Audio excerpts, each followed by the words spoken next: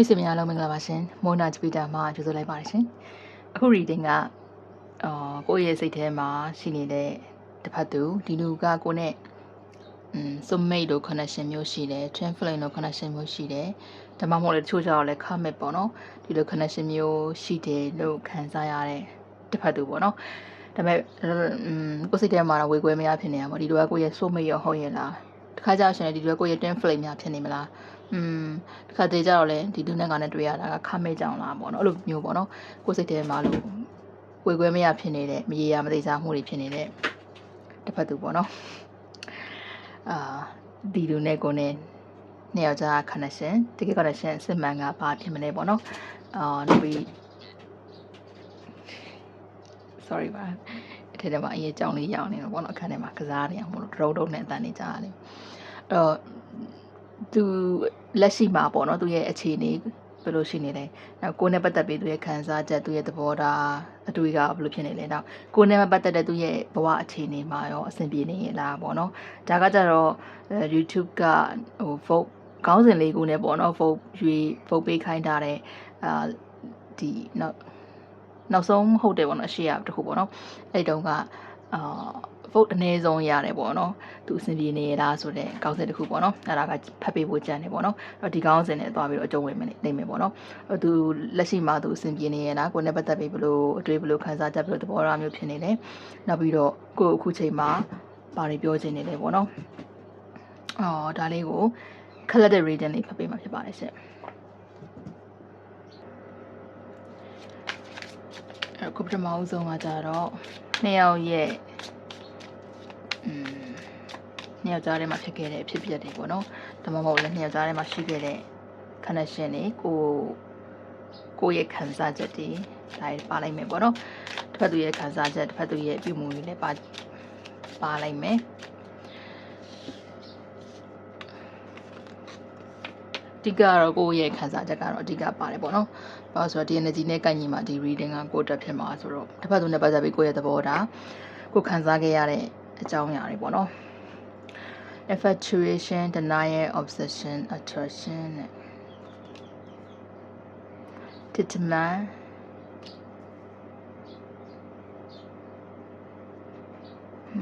thinking of you, hurting it, hiding their true feelings.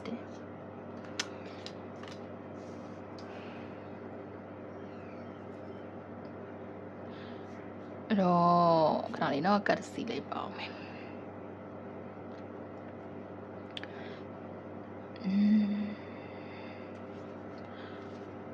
အခုချိန်မှာဒီလိုနဲ့ပတ်သက်ပြီးတော့ဒီလိုကြောင်းတွေတွေးမိရင်ကိုပဲကိုယ်စိတ်ထဲမှာဝမ်းနေရတယ်ဆိုတာမျိုးပေါ့နော် crying ရောလုံးနှစ်ခုတောင်ပါနေတာဆိုတော့လေနာကျင်ရတဲ့အတွက်ကြောင့်မလို့ဒီသူ့အကြောင်းတွေတွေးမိတိုင်းနောက်တစ်မျိုးပြောရှင်thinking of you ဆိုတော့ဒီနှစ်ယောက်ရဲ့အဖြစ်အပျက်မှာပေါ့နော်ကိုပြန်ပြီးတော့တွေးပြီးတော့ကိုပြန်ပြီးတော့မြင်အောင်ကြည့်မိတဲ့အခါတိုင်းစိတ်ထဲမှာနာကျင်ရတယ်ဆိုတဲ့ပုံစံလိုမြင်နေပေါ့နော်ဝမ်းနည်းမှုတွေဆုံးရှုံးမှုတွေနောက်မခံကျင်တဲ့စိတ်မျိုးလည်းဖြစ်နိုင်တယ်ပေါ့နော်ငါ့ကိုလှုပ်ရက်နေခြင်းငါမှဖြစ်ရလေခြင်းဆိုတော့အဲ့လိုခံစားချက်မျိုးတွေနဲ့ကြေကွဲဝမ်းနေရတယ်ဆိုတဲ့မျိုးတော်တော်လေးကိုနာကျင်တဲ့ကြေကွဲဝမ်းနေရတယ်ဆိုတဲ့ပုံစံလိုမြင်ရတယ်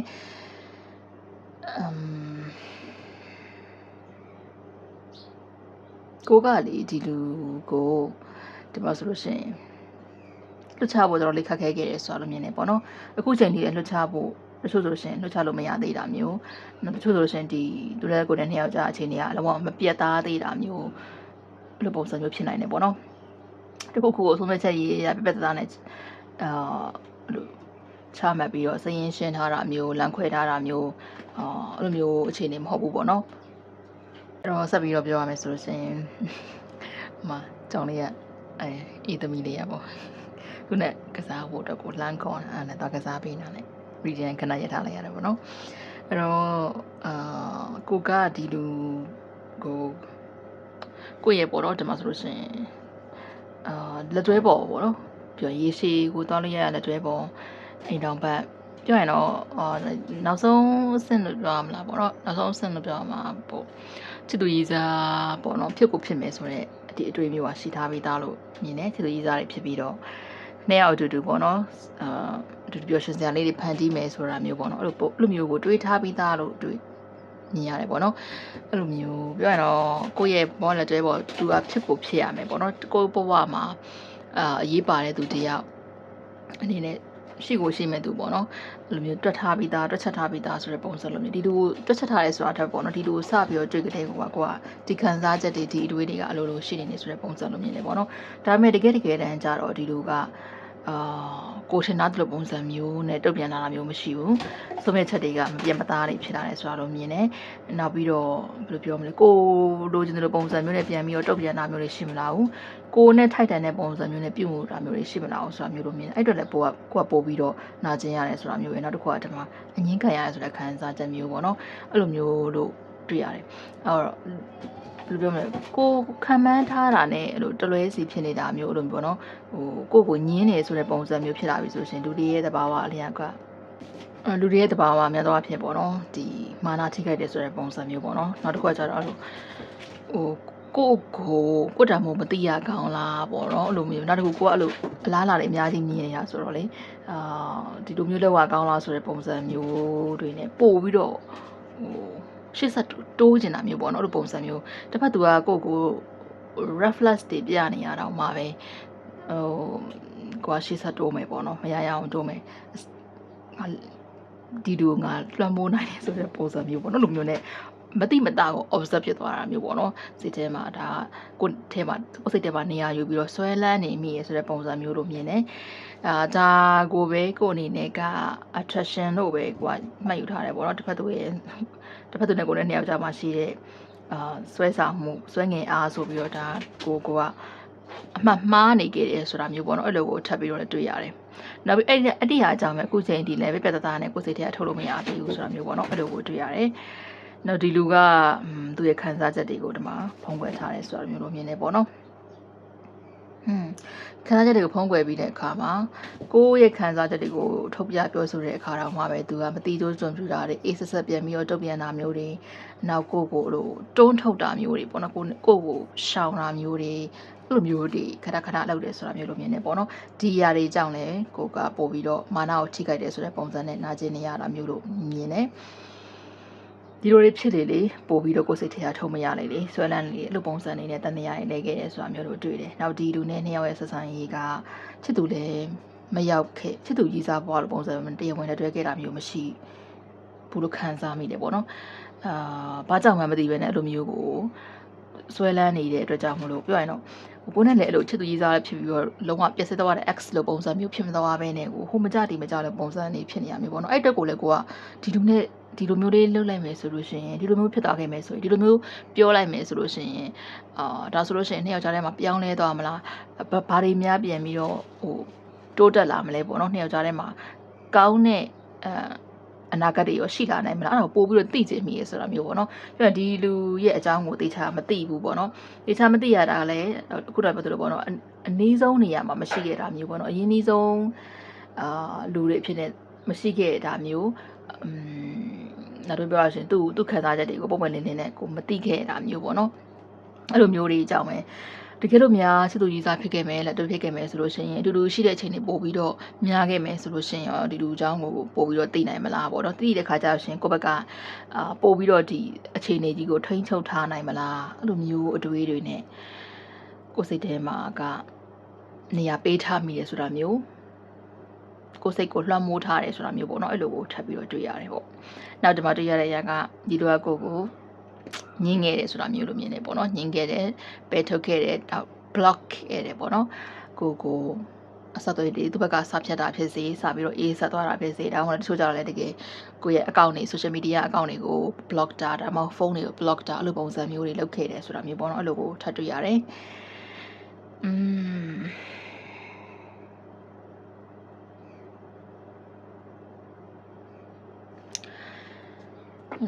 base of the deck ကတော့ conflict resolution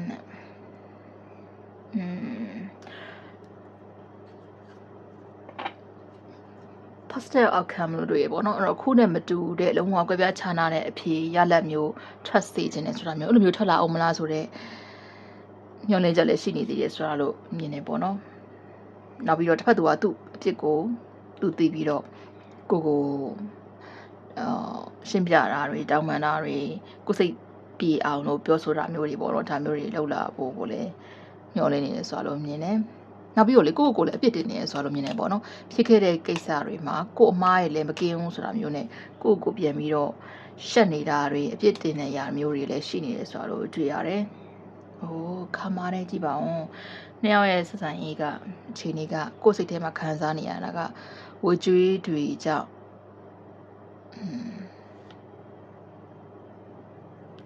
စုံစည်းရတယ်ပေါ့နော်။ဒီလိုနဲ့စုံစည်းရတာကဝေကြွေးပေးဆက်ဖို့အတွက်စုံစည်းရတယ်ဆိုတဲ့ခံစားချက်မျိုးတွေဒီလိုတွေတောင်ဖြစ်နေရဆိုတော့မြင်နေပြောရရင်တော့ဝေခွဲမရတယ်ဆိုတဲ့ပုံစံမျိုးလို့တွေ့ရမှာပေါ့ဒီမှာလည်း opposite attract ဆိုတော့နှစ်ယောက်ကြားထဲမှာဆက်ဆံမှုကတော်တော်လေးကိုဆွဲအားကတော့ပြင်းနေပေါ့နော်ဒါပေမဲ့အဲ့ဒီဆွဲအားကtemplate တို့လို soulmate တို့လိုမျိုး energy ကြောင့်လားဒါမှမဟုတ်လေtoxic ဆန်နဲ့ commit ကြောင့်လားအဲ့လိုမျိုးပေါ့နော်ဝေခွဲမရတဲ့ခံစားချက်တွေဖြစ်နေပြီးတော့အခုလိုမျိုးဖြစ်ခဲ့ရတာကလည်းကိုအမားတွေမကင်းဘူးဆိုတဲ့အပြစ်ရှိရဲ့စိတ်တွေပေါ့နော်ဒါတွေလည်းရှိနေဆိုတော့တွေ့ရတယ်ပြောရင်ကိုယ့်ရဲ့အပြုမူတွေကိုသူ့ပေါ်မှာပြုမူခဲ့တာတွေပြောဆိုခဲ့တာတွေဒီຢာတွေကိုပြင်ဆင်ခြင်းနေဆိုတဲ့ပုံစံမျိုးပေါ့နော်အဲ့လိုမျိုးလည်းတွေ့ရတယ်ပေါ့နော်ငါသားဒါမျိုးမလုပ်ခဲ့ဘူးဆိုရင်ငါသားဒါမျိုးမပြောခဲ့ဘူးဆိုလို့ရှိရင်ဒီလိုတွေဖြစ်ရမှာမဟုတ်ဘူးဆိုတာမျိုးပေါ့နော်နောက်တစ်မျိုးပြောရမယ်ဆိုရင်တော့ဒီကထွက်တဲ့အရာဆိုလို့ရှိရင်တော့ကိုကမငြင်းငယ်သူကကိုညင်းသွားတာကိုစိတ်ထဲမှာမခံမရနိုင်ဖြစ်နေတဲ့စိတ်လည်းရှိရဲဆိုတော့မြင်နေပေါ့နော်ပြောရရင်ခံစားချက်တွေကတော့ရောထွေးနေတယ်မျိုးစုံနေတာမျိုးပေါ့နော်အဲ့လိုကိုတွေ့ရတည်းလည်းတူမှာမဟုတ်ဘူးတနေ့တည်းမှာကိုလည်းတူမှာမဟုတ်ဘူးဆိုတာမျိုးပေါ့နော်အဲ့လိုကိုတွေ့ရတယ်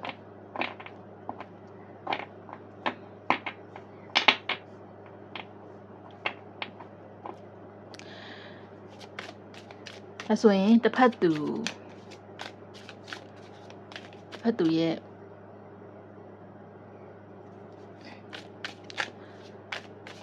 ခံစားချက်ကရောဘာဖြစ်နေမလဲပေါ့နော်ကိုယ်နဲ့ပတ်သက်တဲ့သူရဲ့ခံစားချက်ကရော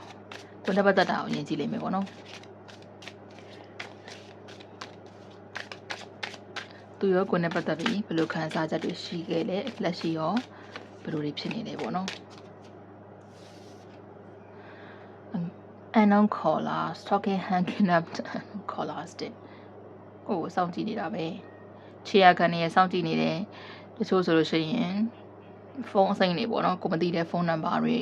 အကောင့်တခြားအကောင့်တွေပေါ့နော်အဲ့လိုပုံစံအနေနဲ့ကို stock လုပ်နေတာမျက်ခြေမပြတ်စောင့်ကြည့်နေတာမျိုးအဲ့ဒီလိုမျိုးလို့တွေ့ရတယ်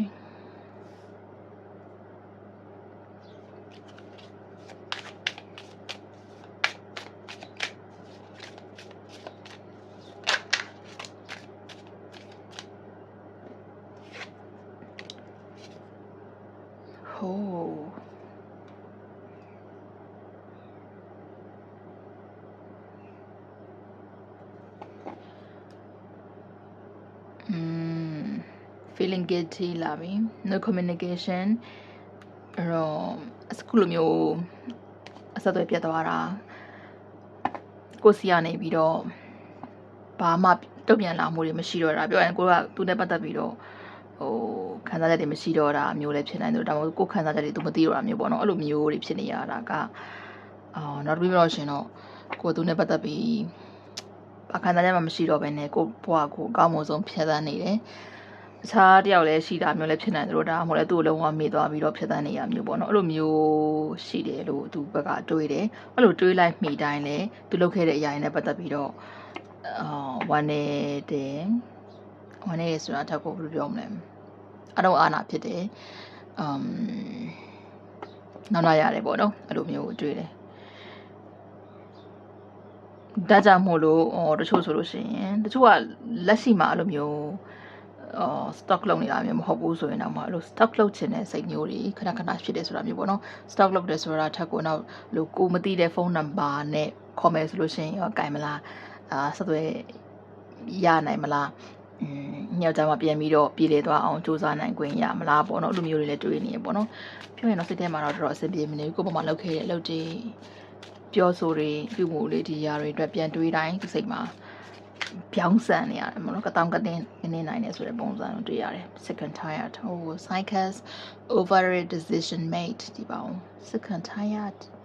တော့ကိုစိတ်ထဲမှာပင်ပန်းနေပြီဆိုတာမျိုးလို့မြင်တယ်စိတ်ကုန်နေပြီဆိုတာမျိုးပေါ့နော်သူ့ကိုယ်သူစိတ်ကုန်နေတာပေါ့နော်ပြောရင်ကိုယ်စိတ်ကုန်နေဆိုတာသူ့ကိုယ်သူစိတ်ကုန်နေတာလက်ရှိဖြစ်နေတဲ့အခြေအနေကိုစိတ်ကုန်နေဘာမှမတက်နိုင်တဲ့အခြေအနေမျိုးကြီးဖြစ်နေရမျိုးပေါ့နော် now job loss လို့ပြောတဲ့ကြောင့်မလို့ job loss လို့ပြောတဲ့ကြောင့်မလို့ပေါ့နော် now everything like crumbling လို့ပြောတဲ့ကြောင့်သူ့ဘဝမှာတခြားနေပယ်တွေမှာလည်းကိုယ်နဲ့မဆိုင်တဲ့နေပယ်တွေမှာလည်းအဆင်မပြေနေဘူးဆိုတာမျိုးလို့မြင်နေပေါ့နော်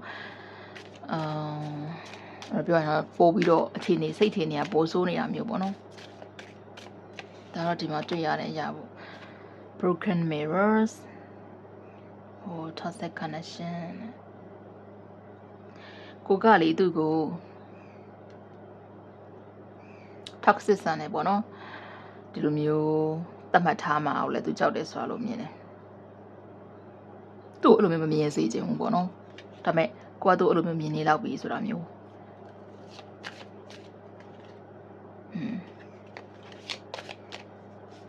နောက်ဒီနှစ်ယောက်ဆက်ဆံရေးကအခုလိုမျိုးကြီးပြိုကွဲသွားတယ်ပျက်စီးသွားတယ်ဒီအရာကိုသူ့ဘက်ကပြန်ပြင်ဆင်ခွင့်ရမှာမဟုတ်ဘူးပြင်ဆင်နိုင်မှာမဟုတ်ဘူးဆိုတော့ခြေကုံလက်ပန်းကျနေတဲ့စိတ်ပေါ့နော်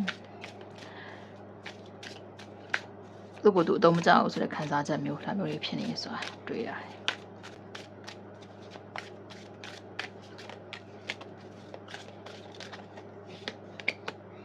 envy တဲ့ haters spiteful jealousy ကိုနဲ့ပတ်သက်ပြီးကိုသူကို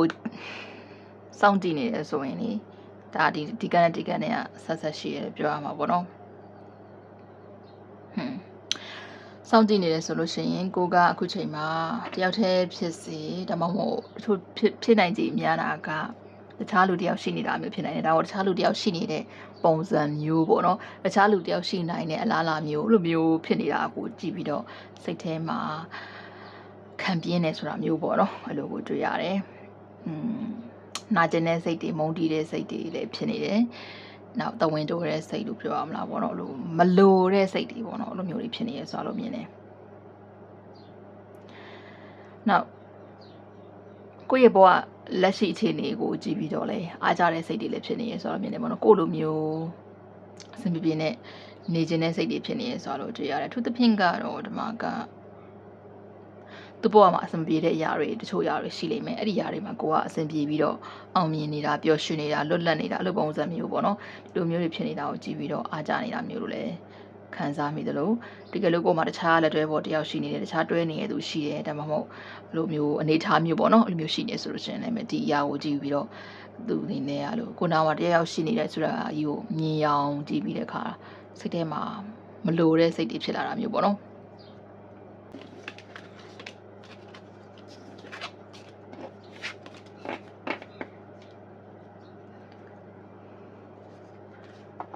နေရာကိုအရင်ရှင်းပြီးတော့မှထေရိုနဲ့ကြည့်မယ်ပေါ့နော်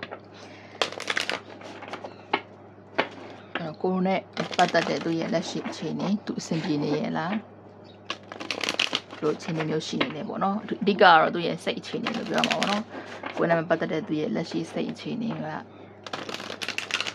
လိုရှိနေလဲ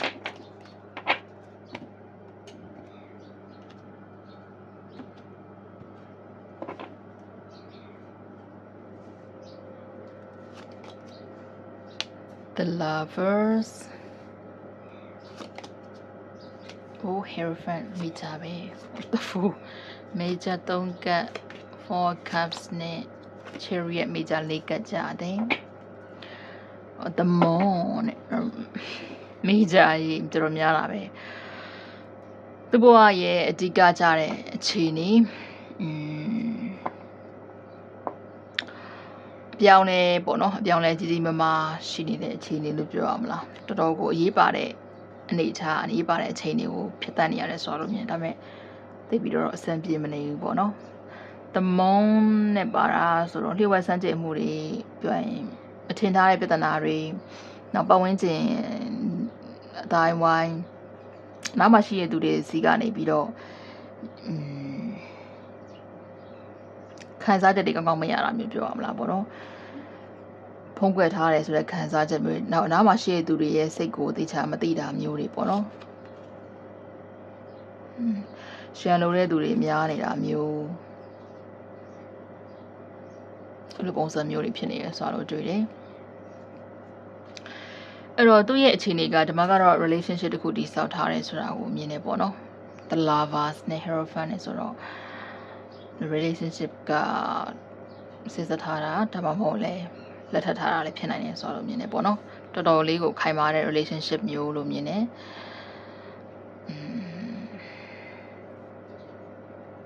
ပြီးတော့ဘဝတစ်ခုကိုတည်ဆောက်ထားတာမျိုးပေါ့နော်အဲ့လိုကိုတွေ့ရတယ်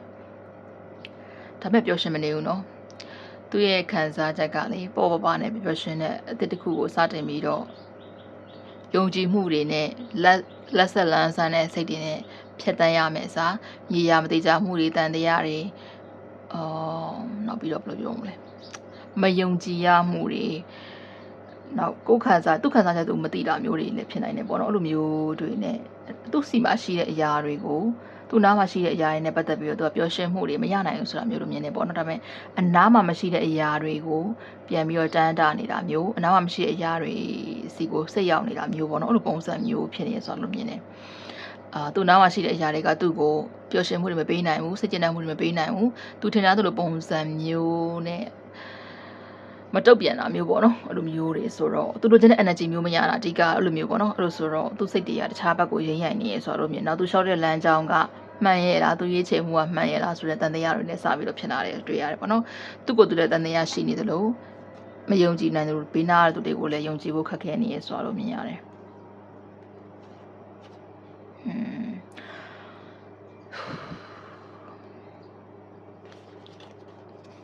သူတဖြင့်ကတော့ relationship နဲ့ပတ်သက်ပြီးစိတ်ခံစားချက်နဲ့ပတ်သက်ပြီးတော့အဆင်ပြေမနေဘူးဆိုတာမျိုးလိုမြင်နေပေါ့နော်တခြားနေရာလေးမှာတော့အဆင်ပြေကောင်းအဆင်ပြေလိမ့်မယ်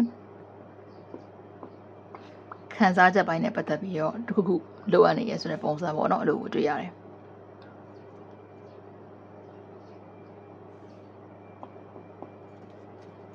တစ်ဖက်သူက Cancer, Aquarius, Taurus, Gemini သူမဒီ energy ရှိတာဖြစ်နိုင်တယ်ဒါမှမဟုတ်ကိုယ်မှရှိရလည်းဖြစ်နိုင်တယ်ပေါ့နော်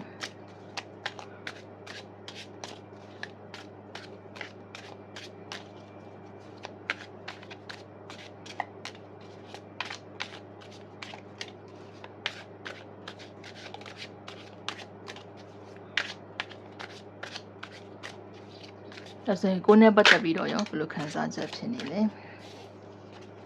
Hangman ကထိတ်ဆုံးကထွက်လာတယ်စောင့်ကြည့်နေပါတယ်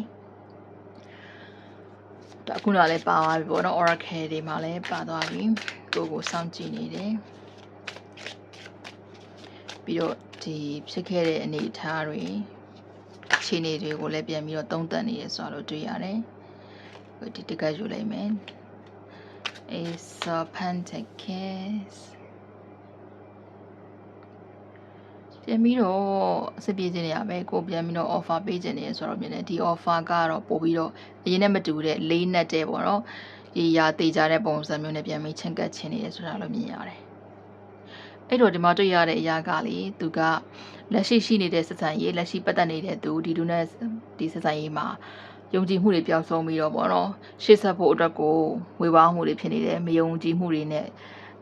နောက်စိတ်တွေကလည်းရင်းရိုင်နေတယ်ဆိုတဲ့ပုံစံမျိုးပေါ့နော်လူမျိုးတွေဖြစ်နေတာဆိုတော့ဒီဆက်ဆံရေးကိုအဆုံးသတ်လိုက်ဖို့စဉ်းစားနေရဆိုတဲ့ပုံစံလို့မြင်နေပေါ့နော်ဒီကပေါ်ကနေဆက်ဆက်ပြီးတော့ပြောရမယ်ဆိုလို့ရှိရင်လေမပျော်ရွှင်ဘူးပေါ့နော်ဒီဆက်ဆံရေးပျော်ရွှင်တော့တဲ့ကြောင့်မလို့သူကလည်းမပျော်ရွှင်ဆိုတစ်ဖက်သူကလည်းပျော်ရွှင်တဲ့ပုံစံမျိုးမမြင်ရဘူးနှစ်ယောက်ကြားထဲမှာပြတာတလန်းတန်တလန်းဆိုတဲ့ပုံစံမျိုးနဲ့ခံယူချက်တွေယုံကြည်ချက်တွေအတွေ့အကြုံသဘောထားတွေကမညီမျှဘူးမတူညီဘူးဆိုတာမျိုးပေါ့နော်ညှိလို့မရဘူးဆိုတဲ့အနေအထားမျိုးတွေဖြစ်နေတယ်တယောက်နဲ့တယောက်နဲ့ကအပြန်အလှန်ပေါ့နော်လူမျိုး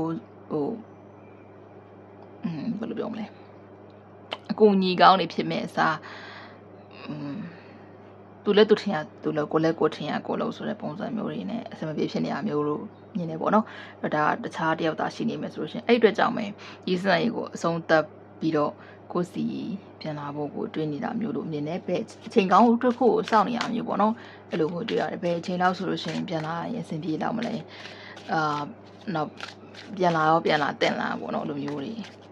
စိတ်ထဲမှာတော့ရည်ရွယ်ထားတာမျိုးပေါ့နော်ကိုနဲ့ပြန်ပြီးပြန်စားခြင်းနဲ့ဒီတစ်ခေါက်ပြန်စားမယ်ဆိုလို့ရှိရင်လုံးဝကိုအလေးနဲ့ထားပြီးတော့လေးနဲ့တဲ့စိတ်နဲ့ပေါ့နော်ဒီတည်စလေးပြန်ပြီးတော့စားတင်မယ်ပေါ့နော်သူဘက်ကဟိုစူးစမ်းရမယ့်အရာတွေအကုန်လုံးအစွမ်းကုန်စူးစမ်းပြီးတော့ရှေ့ဆက်ခြင်းနဲ့ပေါ့နော်လို့အတွေ့အဖြစ်နေရပေါ့နော်နောက်ဒီလိုပုံစံမျိုးနဲ့ခဏစိတ်ကူးရင်နေတာမျိုးပုံဖော်ကြည့်နေတာမျိုးလည်းရှိရဆိုတော့တွေ့ရတယ်6 of Wands ဆိုတာပေါ့အောင်မြင်တဲ့ relationship တစ်ခုဖြစ်ခြင်းနဲ့ဆိုတော့မြင်နေNine of Swords တက်ကြည့်ပါဦးဖြည့်ရှင်းပြခြင်းနေရတော့သူဘလောက်အောင်မြင်နေလဲဆိုတာလည်းကိုပြခြင်းနေရဆိုတော့မြင်နေသူဘဝကြီးမှာတခြားအရာတွေမှာအရန်ထပ်ပို့ပြီးတော့အောင်မြင်နေတယ်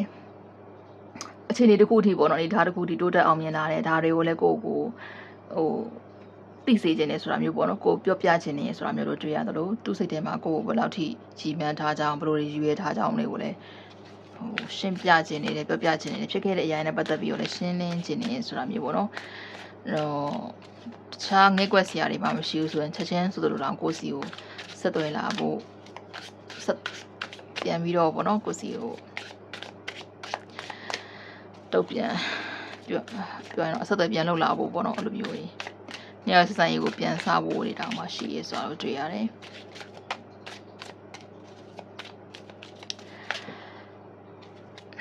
ဒီ energy ကလေးလံနေတယ်ပေါ့နော်တစ်ဖက်သူရဲ့စိတ်ထဲမှာတော်လေးကိုလေးလံနေလိမ့်မယ်ဖန်ရင်နဲ့ကိုတော်တော်စိတ်ထဲမှာကဘယ်လိုပြောမလဲလားအလုံးကြီးတစ်ခုပေါ့နော်ရေမထဲမှာအလုံးကြီးတစ်ခုစုံနေတယ်လို့ခံစားကြမျိုးကြီးပြောချင်တဲ့စကားတွေကိုပြောခွင့်မရအောင်ဆိုတဲ့ခံစားချက်မျိုးအဲ့လိုမျိုးပေါ့နော်တခုကပိတ်ဆို့ထားတယ်ဆိုတဲ့အဲ့ခံစားချက်ကြီးဆိုတော့ဒီခံစားချက်တွေကိုဖွင့်ဟပြီးတော့သူ့ဘက်ကနေပြောချင်နေရဆိုလို့မြင်တယ်ဒါပေမဲ့အခြေတစ်ခုကိုစောင့်နေတာမျိုးပေါ့နော်အခြေတစ်ခုကိုစောင့်နေရဆိုတာကကိုယ့်ဘက်ကအခြေအနေကိုစောင့်တာလည်းဖြစ်နိုင်တယ်သူ့ဘက်ကအခြေအနေကိုစောင့်တာလည်းဖြစ်နိုင်တယ်အခြေအနေတစ်ခုကိုစောင့်ကြည့်ပြီးတော့မှသူ့ဘက်ကနေပြီးတော့ action ယူတဲ့မယူတဲ့ပေါ့နော်ရှေ့ဆက်တိုးတဲ့မတင်ကိုအဲ့လိုမျိုးစဉ်းစားနေရဆိုတော့မြင်တယ်ကိုခဏလေးပါအဲ့တော့ကို social media ကနေစောင့်ကြည့်နေရဆိုတော့မြင်တယ်ကို manifest ထားတယ်ဆိုတာမျိုးလိုလည်းမြင်တယ်ဒါလေးက nude လေးဖြစ်နေရပေါ့လက်ကားထားတာပေါ့နော်အဲ့တော့ကိုစောင့်ကြည့်နေတယ် social media ကနေအထူးသဖြင့်ပေါ့နော်စောင့်ကြည့်နေရဆိုတော့မြင်တယ်ကိုရဲ့နေ့စဉ်post တင်မတင်ပေါ့နော်ကိုရဲ့ account တွေဝင်ပြီးတော့ကြည့်နေဆိုတာမျိုးလိုမြင်နေပေါ့နော်ဒါအရှိရ Oracle နဲ့မှာပါသွားပြီးသားဆိုတော့account တူတွေလည်းဖြစ်နိုင်တယ်ကိုမသိတဲ့ account တွေတခြား account တွေလည်းဖြစ်နိုင်တယ်ပေါ့နော်တခြားသူတွေရဲ့ account လည်းဖြစ်နိုင်တယ်ဒါမျိုးတွေနဲ့ဝင်ပြီးတော့ကြည့်နေဆိုတာမျိုးလိုတွေ့ရတယ်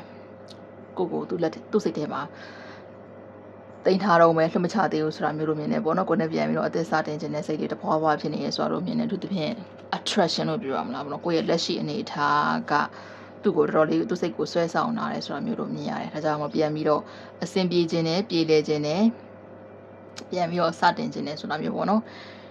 ်အဲ့လိုကိုတွေ့ရတယ်နောက်သူအနေနဲ့ကဒါပေါ့သူ့ဘဝမှာဒီထက်ပိုပြီးတော့အမွေကြီးပိုင်းအလောက်ကိုင်းပိုင်းမှာပိုပြီးတော့အောင်မြင်အောင်လူတွေရဲ့အသိမှတ်ပြုခံရတဲ့အနေအထားမျိုးဖြစ်အောင်လို့စူးစမ်းနေအောင်မယ်ဆိုတာမျိုးပေါ့နော်ဒီလိုမျိုးစူးစမ်းပြီးတော့မှကိုနဲ့ထိုက်တန်မယ်ဆိုတော့အဲ့လိုပုံစံမျိုးကိုလည်းတွေ့ရတယ်ပေါ့နော်ဒါကြောင့်မလို့အခြေအနေတစ်ခုစောင့်နေဆိုတာကဒီလိုမျိုးကိုစောင့်လာမျိုးလည်းဖြစ်နိုင်တယ်ပေါ့နော်ဒီလိုမျိုးစောင့်ပြီးတော့မှကိုစီကိုလာဖို့ကိုရည်ရွယ်ထားတယ်ဆိုတာမျိုးတို့မြင်နေပေါ့နော်ဒါကလည်းကိုယ့်ဘက်ကလည်းခံမယ်ဆိုလို့ရှိရင်ပေါ့လေဒီလိုကိုမှတခြားသူရှိနေပြီးတော့တခြားသူကိုအာရုံစိုက်ရတယ်တခြားသူကိုကိုယ့်ရဲ့ဂီယူဆိုင်မှုတွေပေးနေရတယ်ဆိုလို့ရှိရင်တော့သူ့ဘက်ကခံစားချက်တွေကိုအဆုံးသတ်ပြီးတော့နောက်ဆုတ်လိုက်မှာပေါ့နော်အဲ့လိုမျိုးကိုတွေ့ရတယ်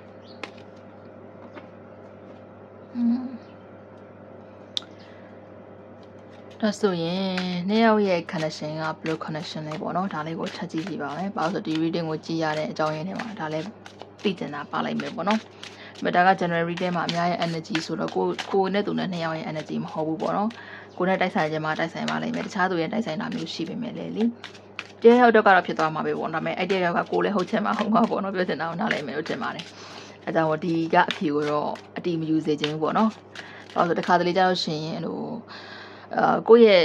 energy သူ့ရဲ့ energy နဲ့အဲ့လို personal reading ယူပြီးတော့မေးတာတောင်မှပဲတချို့ဟိုလို intuition အားနည်းတဲ့ reader မျိုးဆိုလို့ရှိရင်ဒီ connection ကိုတခြားလေးမဖတ်နိုင်ဘူးပေါ့နော်လိုမျိုးတွေရှိရပေါ့ဒါကြောင့်မလို့ပါ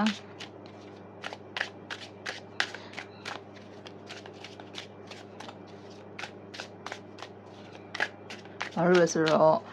twin flame connection နဲ့ဒီ karmic connection toxic ဖြစ်နေတဲ့ connection တွေပေါ့ဒီ connection တွေကရောထွေးတယ်ပေါ့နော်ပြောရရင်တူတလူလိုနဲ့အဲ့လိုမျိုးစင်တူရိုးမလေးတွေဖြစ်နေတာဆိုတော့အတိအကျပြောဖို့ကတော့ခက်တယ်ပေါ့နော် Two of Swords စလာတဲ့ energy ကမကောင်းတော့ဟုတ်ဒါလေးတွေကထွက်လာခြင်းနေတယ် Eight of Cups, King of Wands, Queen of Pentacles, Nine of Pentacles, Nine of Cups, 9, 9, 10, 10 of Cups.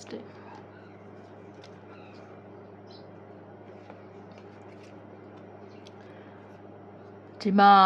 တွေ့ရတဲ့အရာကအများဆုံးခံစားမိတာကတော့နှစ်ယောက်ရဲ့ connection က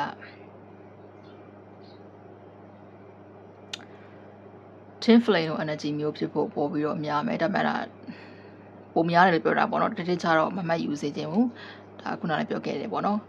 ဘာလို့လဲဆိုတော့နှစ်ယောက်ကြားထဲမှာအလားလာအကောင်းတွေရှိတယ်9 of Pentacles ရော10 of Cups ရော9 of Cups ရောဆိုတော့အစင်ပြေတဲ့လာတွေရှိတယ်ဆိုတာလို့မြင်တယ်ဒါပေမဲ့အဲ့ဒီအခြေအနေကဓမ္မ Queen of Pentacles ဓမ္မ King of Wands ဆိုတော့ဒီနှစ်ခုမလာခင်မှာ Eight of Cups ကရှိတယ်ပေါ့နော်အဲ့တော့နှစ်ယောက်ကြားထဲမှာအဆုံးသတ်တစ်ခုရှိပြီးတော့မှတယောက်ကကြောခိုင်းနှဲထွက်ပြီးသွားတော့မှဒီဆက်ဆံရေးကအဆုံးသတ်ခဲ့ပြီးတော့မှပြန်ပြီးတော့ပြန်စတင်မှာမျိုးပေါ့နော်ပြန်စတင်တဲ့အခါပဲအဆင့်ကိုဖြတ်ရမလဲဆိုရင်နှစ်ယောက်စလုံးကသူ့ဘက်ကလည်း King of Wands ဆိုလိုမျိုးဖြစ်အောင်ဒီ energy ရအောင်လို့တွားရမယ်ကိုယ့်ဘက်ကလည်း Queen of Pentacles ဆိုတဲ့ energy မျိုးတွားရမယ်ပေါ့နော်အဲ့တော့သူ့ဘက်ကနေပြီးတော့ဒီထက်ပို့ပြီးတော့တန်မာတဲ့စိတ်သက်ခိုင်မာတဲ့ယုံကြည်မှုအပြည့်အဝရှိတဲ့နောက်ဥဆောင်နိုင်စွမ်းအားကောင်းတဲ့ကြမ်းကြမ်းခိုင်တဲ့နောက်ဘယ်လိုခက်ခဲတွေလာကြော်လွှားနိုင်တယ်ဆိုတဲ့ယုံကြည်ချက်ရှိတယ်တကယ်လည်းကြော်လွှားနိုင်တယ်ပေါ့နော်နောက်အောင်မြင်တဲ့စီးပွားရေးအရာငွေကြေးအရာပိုင်းအဲ့ဒီပဲပေါ့နော်အဲ့ဒီပဲရောပဲအောင်မြင်တဲ့သူတယောက်ပေါ့နော်ဒီလိုလူမျိုးဖြစ်ပြီးတော့မှပြောရင်အခြေတကျဖြစ်တဲ့အလောက်ကိုင်းငွေကြေးလူနေမှုစနစ်နောက်စိတ်တပိုင်းဆိုင်ရာပေါ့နော်အရင်လိုမျိုးမပွေမလင်းဆိုတဲ့ပုံစံတွေခန်းစားချက်တွေဖုံးကွယ်ထားတာတွေကိုဘာဖြစ်ချင်လို့ဖြစ်ချင်မှမသိတာမျိုးတွေနောက်ပြီးတော့ကိုဖြစ်ချင်တဲ့အရာတွေကိုလည်းပဲလက်တွေမလောက်ဆောင်ရဲတဲ့စိတ်မျိုးပေါ့နော်တခုခုကိုကြောက်နေတဲ့စိတ်တွေအဲ့လိုမျိုးတွေမဟုတ်တဲ့တကယ်ကိုsmart ကြတဲ့သူမျိုးလို့ပြောရမလားပေါ့နော် confidence ရှိတဲ့ smart ကြတဲ့သူမျိုးဖြစ်ပြောင်းလဲပြီးတဲ့အခါတာသူဘက်ကပေါ့နော်ကိုယ့်ဘက်ကလည်း Queen of Pentacles ဆိုတခြားနေရာတွေဆက်လိုက်ကြည့်မနေပဲတခြားသူတွေနဲ့နှိုင်းယှဉ်မနေပဲဘယ်သူရဲ့ဘဝဘယ်လိုဖြစ်နေဘယ်သူကတော့ဘယ်သူနဲ့လက်တွဲနေပြီဘယ်သူကဘယ်သူနဲ့ချစ်သူရေးစားဖြစ်တာဘယ်လောက်ကြာပြီးတဲ့အခါမှာဘယ်လောက်လက်ထပ်သွားတယ်ဘယ်လိုပုံစံမျိုးနဲ့စသဖြင့်ပေါ့နော်အဲ့လိုမျိုးတွေလိုက်ပြီးတော့တွက်နိုင်ရမျိုးမဟုတ်တဲ့နောက်အခြေရဒါတော့ဥပမာနေနဲ့ပြီးတာပေါ့နော်တခြားအလောက်ကိုင်းဆိုလို့ရှိရင်ဘယ်သူကတော့လက်စားဘယ်လောက်ရတဲ့အလုပ်မှာလုပ်နေတယ်အဲ့လိုမျိုးတွေပေါ့နော်လိုက်တွက်ရှင်းပြနေတာမျိုးမဟုတ်တဲ့ဘဲနဲ့ပေါ့နော်တခြားသူတွေလိုက်ကြည့်မနေဘူးတခြားသူကတော့အခုချိန်မှာဘယ်လိုဖြစ်နေဆိုတာမျိုးလိုက်မကြည့်ပဲကိုယ့်ကိုယ်ပဲကြည့်ပြီးတော့ငါကပြီးခဲ့တဲ့နှစ်နှစ်ကဘယ်လိုအခြေအနေမျိုးရှိခဲ့တယ်အဲ့ဆိုရင်အခုရောဘယ်လိုဖြစ်နေလဲပြီးခဲ့တဲ့နှစ်မတိုင်ခင်ပြီးခဲ့တဲ့၄နှစ်ကဘယ်လိုအခြေအနေရှိနေရလဲ၄နှစ်နဲ့2နှစ်နဲ့ကြားထဲမှာရောဘာတွေကွာခြားမှုရှိသွားလဲအဲ့ဒီ2နှစ်နဲ့အခုနဲ့ရောဘာတွေကွာခြားမှုတွေရှိသွားလဲဒါဆိုရင်ရှေ့လာမယ့်နောက်နှစ်မှာရောဘာတွေပြောင်းလဲသွားနိုင်မလဲငါဘက်ကနေငါရဲ့အရေးချင်းတွေကိုဘယ်လိုမျိုးမြင့်တင်ရမလဲဘယ်လိုပုံစံမျိုးနဲ့stable ဖြစ်တဲ့ live တစ်ခုကိုရနိုင်မလဲပေါ့နော်အဲ့လိုမျိုးရအောင်ဘယ်လိုမျိုးစူးစမ်းရမလဲအဲ့လိုမျိုးနီးလန်းနေရှာပြီးတော့ကိုယ့်အတွက်ပဲကိုကြည့်မှာမျိုးပေါ့နော်ကိုယ့်အတွက်ကိုအရင်ကြည့်ပြီးတော့ကိုတည်ငြိမ်နဲ့အလောက်ကိုင်းငွေကြေးပိုင်းစစ်တပ်ပိုင်းဆိုင်ရာဆက်ဆက်ရရမှာတည်ငြိမ်တဲ့အနေအထားမျိုးနောက်ဒီမှာတွေ့လို့ရှိရင်ဒီမှာဆိုရင်ကိုယ့်ရဲ့ဒီအပြင်ပန်းရောအတွင်းပန်းရောအလှပတွေ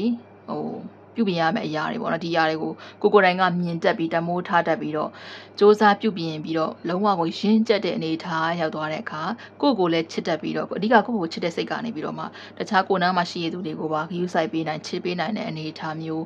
ရောက်သွားတဲ့အချိန်မျိုးပေါ့နော်အဲ့လိုမျိုးရောက်သွားတဲ့အချိန်ကြလို့ရှိရင်တော့နှစ်ယောက်ကပြန်ဆုံစည်းနိုင်တယ်ဆိုတာလို့မြင်တယ် Nine of Pentacles ဆိုတဲ့အနေထားမျိုးနဲ့တကယ်လို့ဒါလိုလားတဲ့တယောက်တည်းနဲ့အဆင်ပြေတယ်ဆိုလို့ရှိရင်တော့ကိစ္စမရှိဘူးတယောက်တည်းမနေခြင်းဘူးဒီလိုနေထားမျိုးရောက်ပေမဲ့လည်းပဲတစ်ဖက်သူကိုတောင်းတနေသေးတယ်မျှော်လင့်နေသေးတယ်ဆိုလို့ရှိရင်တော့အဲ့ဒီအချိန်မှာပြန်တွေးခဲ့လို့ရှိရင်တော့နှစ်ယောက်ကကောင်းသောစုံစည်းခြင်းနဲ့ပြန်ပြီးတော့တွေ့ဆုံပြီးတော့ယောက်ျားမှာလည်းကောင်းတဲ့ရလဒ်တွေရှိလာမယ်ဆိုတာမျိုးပေါ့နော်အဲ့လိုကိုတွေးရတယ်အဲ့တော့လောလောဆယ်ကတော့အဆင့်တွေကိုအများကြီးဖြတ်ကျော်အောင်မယ်ဆိုတော့မြင်တယ်ဒီဟာလေးက Two of Swords ကအရင်ဆုံးလာတာဆိုတော့ကိုရဲ့ခံစားချက်ကိုလည်းကိုသိချာနားမလည်လို့တစ်ဖက်သူရဲ့ခံစားချက်ကိုလည်းသိချာမသိတဲ့အနေအထားမျိုးဖြစ်နေတယ်သိရင်တော့မှပဲရက်ွယ်ပြူထားရဲဆိုတဲ့အနေအထားမျိုးတွေပေါ့နော်အဲ့လိုတွေဖြစ်နေရဲဆိုတော့မြင်တယ်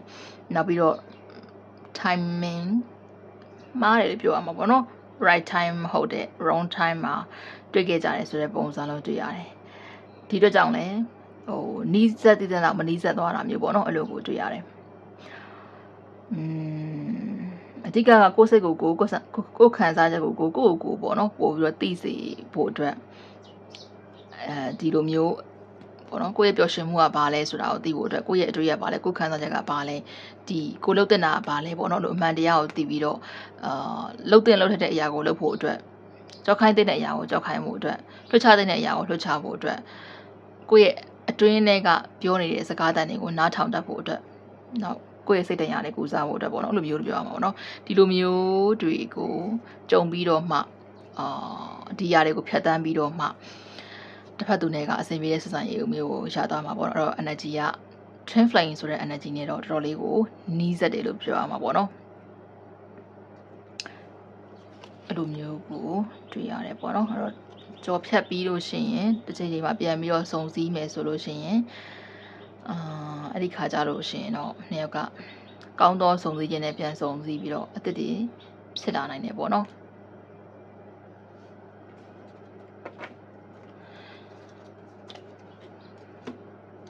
အဲ့ဆိုရင်အခုချိန်မှာသူကို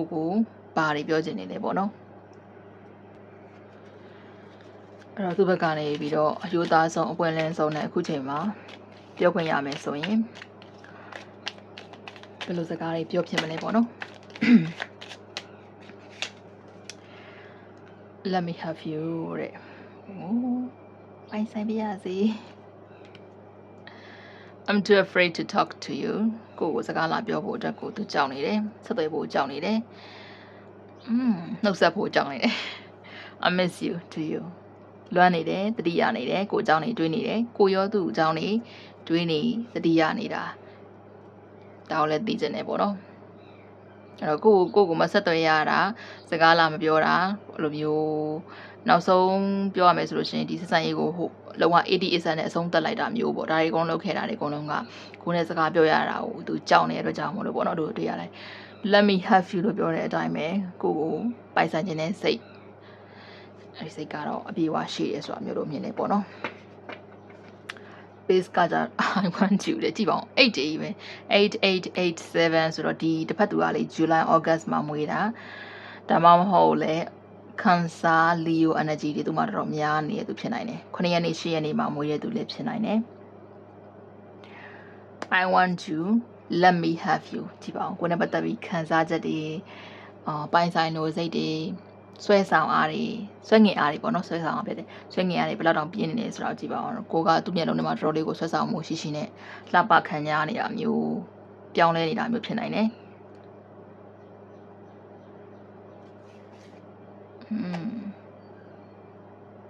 Do you even see me that way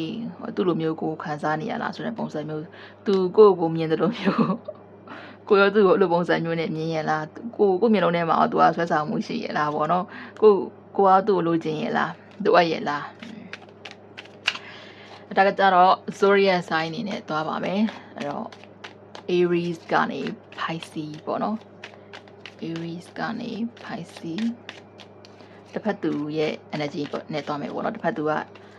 Sun Moon Venus Ascendant တခုမဟုတ်တခုပေါ့နော် Aries energy ပါခဲ့မယ်ဆိုရင် Aries ပေါ့နော်တစ်ဖက်သူက Aries ဖြစ်ခဲ့မယ်ဆိုရင်ကိုအခုချိန်မှာဘာပြောမလဲ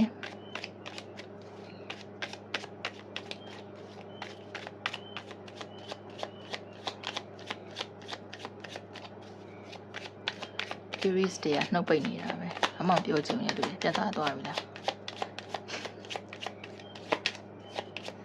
ဒီကလည်းမကြလာဘူးဆိုရှင် Aries တွေကဘာမှမပြောချင်ဘူးတတ်မှတ်လိုက်တော့မယ်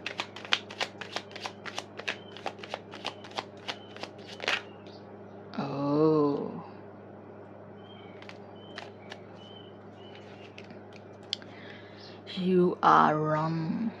you are my everything page 1လည်းဖြစ်နိုင်တယ် page 1ဖြစ်ဖို့တော့ပုံများလိုက်မယ်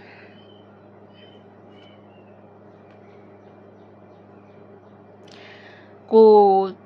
သူနဲ့ပတ်သက်ပြီးကိုယ့်ရဲ့ထင်မြင်ချက်တွေ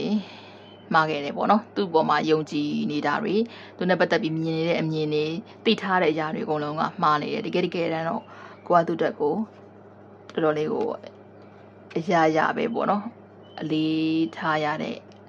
အရေးပါတယ်သူတယောက် you are my everything မြန်ငါရဲ့အရာပဲငါတို့ကိုဖို့တန်တော့ကြည့်တယ်ပြီးတော့ကိုပေါ်မှာစိတ်ဝင်စားမှုလည်းရှိနေတယ်ပေါ့နော်ဒါကိုသိစေချင်တယ်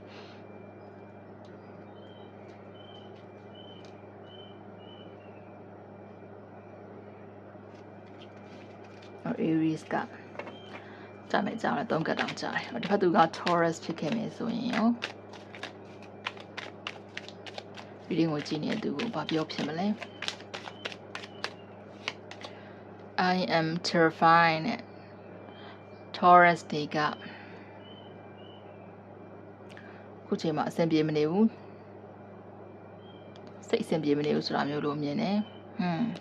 seek professional advice ဆိုတော့သူ့အနေနဲ့အကြံဉာဏ်ကောင်းတွေခွန်အားဖြစ်စေမဲ့စကားတွေဒီယာတွေလိုအပ်နေတယ်ဆိုတာလို့မြင်တယ်ပေါ့နော်သူ့ဘဝကြီးအဆင်ပြေမနေဘူးတော့ကိုစီကနေကိုစီကနေအဲ့လိုနှစ်သိမ့်ပေးမှုတွေလိုအပ်နေတာမျိုးပေါ့နော်အဲ့လိုကိုတွေ့ရတယ်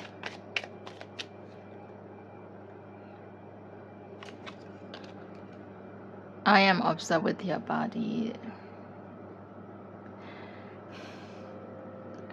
တော့ဒါကဘာသူပြောချင်တယ်လဲမသိဘူးပေါ့နော်တော်တော်စစ် Gemini အတွက်ဆိုရင်မမေ့ရသေးပဲနဲ့ထွက်လာတာ Gemini တွေကရောခုချိန်မှာပြောဖြစ်မယ်ဆိုရင်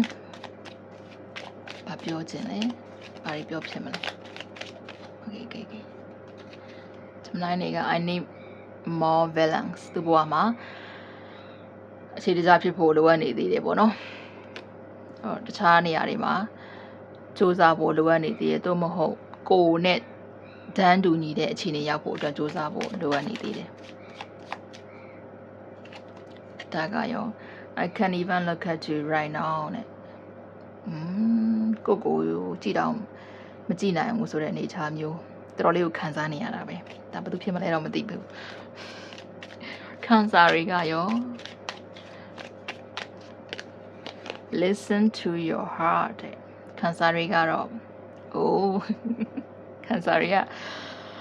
intuition အားကောင်းတယ်ခံစားရက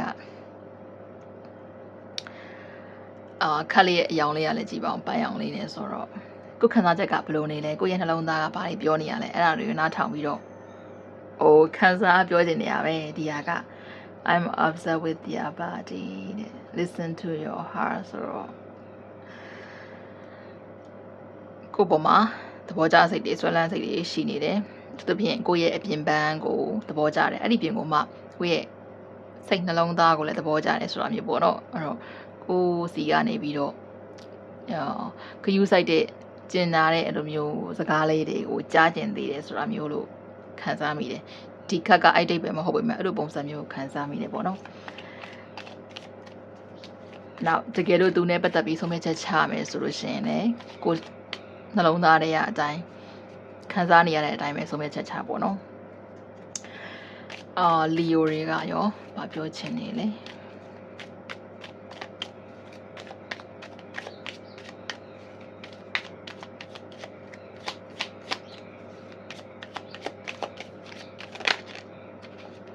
လီယိုတွေက wait နေစောင့်ပါအောင်တဲ့ခုနလီယို energy မြင်တာသူ့ကိုစောင့်ပါအောင် with you တဲ့ကိုနဲ့အတူတူရှိဖို့အတွက်ကိုသူစူးစမ်းအောင်မယ်ဒါပေမဲ့စောင့်အောင်ပေါ့နော်ဒီလိုတွေကဆိုရင်ဒီကိုပြီးတော့ Virgo တွေကရော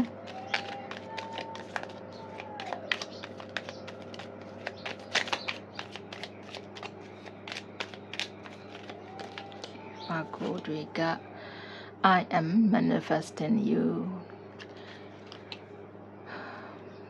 ကိုနဲ့ပတ်သက်ပြီးတော့အတူတူရှိခြင်းနဲ့ဒါကြောင့်မလို့ manifest လုပ်နေပေါ့နော်ကိုပြန်ပြီးတော့ကိုနဲ့ပြန်ဆုံစည်းဖို့အတွက်သူစီပြန်လာဖို့အတွက်သူ့ကိုလက်ခံဖို့အတွက်သူ့လိုမျိုးခံစားချက်တွေဖြစ်ဖို့အတွက် I imagine you naked ကြည့်ပါ Leo တွေခံစား Virgo okay တော်လေးကို dark energy တွေအမှောင် energy တွေများနေရပဲเนาะ Virgo ကလည်းဒီမှာကိုဒီလိုပုံစံမျိုးနဲ့ပေါ့เนาะသူဘက်ကနေစိတ်ကူးတွေယဉ်နေပြီးတော့ manifest ပါလုပ်နေတယ်ပေါ့เนาะအဲ့လိုတွေ့ရတယ်အဲ့တော့ကိုနဲ့အတူတူရှိကျင်တယ်ကိုနဲ့အတူတူချိန်ကုန်ဆုံးကျင်တယ်ဟိုလိုမောင်းမိုင်းလိုက်တဲ့ energy တွေ Libra တွေရော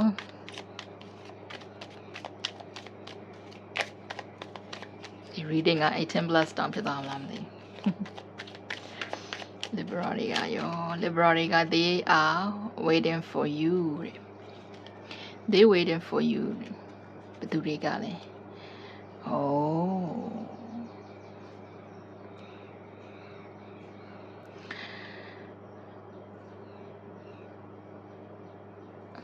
သူဘက်ကနေကိုနဲ့ပတ်သက်ပြီးတော့ခံစားချက်တွေပြန်ပြီးအစ်စ်ပေါက်ဖွာနေတယ်အဲ့ခံစားချက်တွေကိုကိုဘက်ကဘယ်လိုပုံစံမျိုးနဲ့တုတ်ပြန်မလဲပေါ့နော်ဒါကိုစောင့်နေရဆိုလို့အဲ့လိုမျိုးခံစားမိတယ်နောက်ပြီးတော့အဆက်အသွယ်ရဖို့အဆက်အသွယ်လုပ်ဖို့အတွက်ယောက်ျားမှာရှိတဲ့ဆက်ဆံရေးကိုပေါ့နော်ဒီအခြေအနေကြီးကိုပြန်ပြီးတော့အစ်စ်ပြန်ပြီးတော့ပြင်ဆင်ဖို့အတွက်စောင့်နေရဆိုလို့တွေ့ရတယ်အဆက်အသွယ်လုပ်ဖို့စောင့်နေတာအချိန်ကောင်းအောင်စောင့်နေတာနော် Libra ပြီးတော့ Scorpio တွေကရောဘာတွေပြောချင်နေလဲ Scorpio တွေက I want to get you drunk နဲ့မူရစေချင်နေဆိုတာမျိုးလို့တွေ့ရတယ်စိတ်တွေနဲ့မူရသွားစေရမယ်ပေါ့ Scorpio တွေက I never imagined so much perfection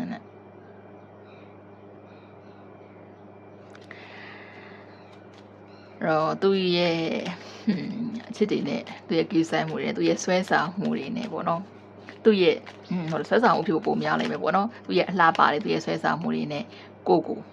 မူရသွားစေခြင်းနဲ့ဆိုတာမျိုးပေါ့သူ့ပေါ်မှာအဲ့လိုရင်မိုးပြီးတော့တန်းဆွဲဖြစ်သွားစေခြင်းနဲ့ Scorpio တွေကလည်း dark energy ပါနေရပဲSagittarius တွေကရောဘာတွေပြောချင်လဲ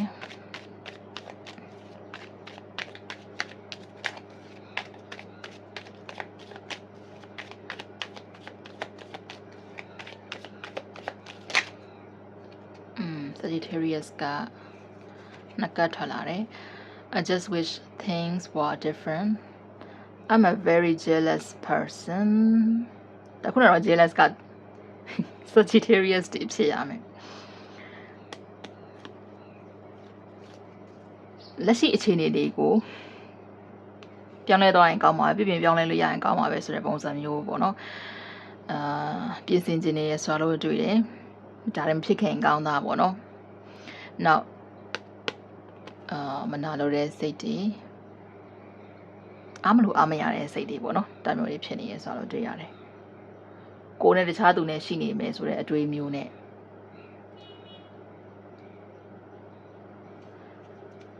အဲ့ဒါတွေကိုတွေးပြီးတော့မနာလို့ဖြစ်နေတာမျိုးဖြစ်နိုင်တယ်ပေါ့နော်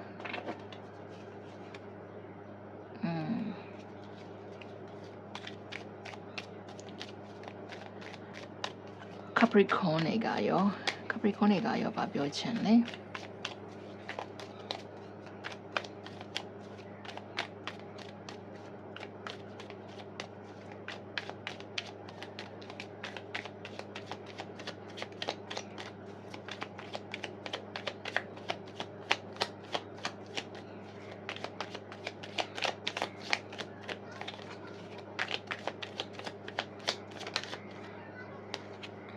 Capricorn က alive awake thinking about our future ဟိုကိုနဲ့ပတ်သက်ပြီးကိုနဲ့အတူတူရှိမဲ့အနာဂတ်ပေါ့နော်ဒီအနာဂတ်ကိုစိတ်ကူးရင်နေမိရဆိုတာလို့မြင်နေI still don't have all the answer ဒါပေမဲ့ဘယ်လိုပုံစံမျိုးနဲ့ချင်းကပ်ရမလဲဘယ်လိုပုံစံမျိုးနဲ့စတင်ရမလဲဆိုတာမျိုးတော့သူမသိသေးဘူးပေါ့နော်ဒါကြောင့်မလို့စဉ်းစားနေတယ်အဖြေထုတ်နေတယ်ဆိုတာလို့မြင်တယ် Four Swords energy ကိုခံစားမိတယ်ပေါ့နော်Capricorn ပြီးတော့ Aquarius တွေကရောဘာပြောဖြစ်မလဲ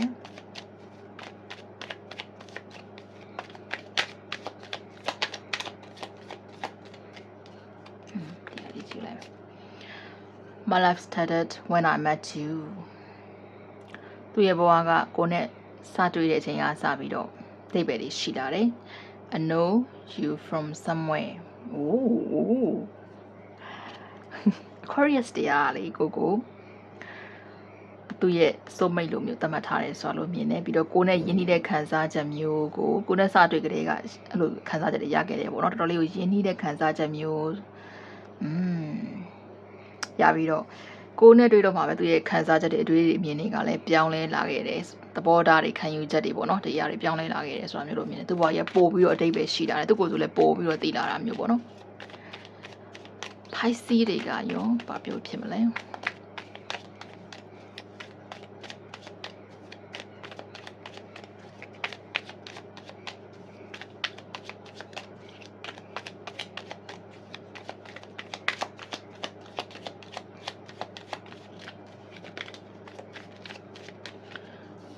Pisces က I'm sorry တဲ့ Oh sorry don't leave me ချင်းလေးတောင်တော့ပြပြရမိတယ်ချင်းလေးနောက်ထောင်ကြည့်ပေါ့နော်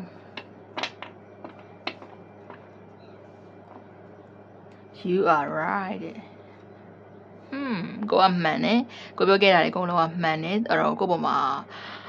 သူလုပ်ခဲ့တဲ့အရာတွေနဲ့ပတ်သက်ပြီးတော့သူဘက်ကတကူကောင်းဆန်ခဲ့ရတယ်ဖြစ်နိုင်တယ်ပေါ့နော်ဒါမှမဟုတ်ကိုရဲ့ဖြစ်တည်မှုကိုရဲ့စကားကိုရဲ့ခံစားချက်ဒါတွေအကုန်လုံးကိုလိလူရှုခဲ့တာလည်းဖြစ်နိုင်တယ်ပေါ့နော်အဲ့အတွက်ကြောင့်မလို့အာနာရတယ်ဆိုတဲ့ပုံစံလုံးမြင်ရတယ်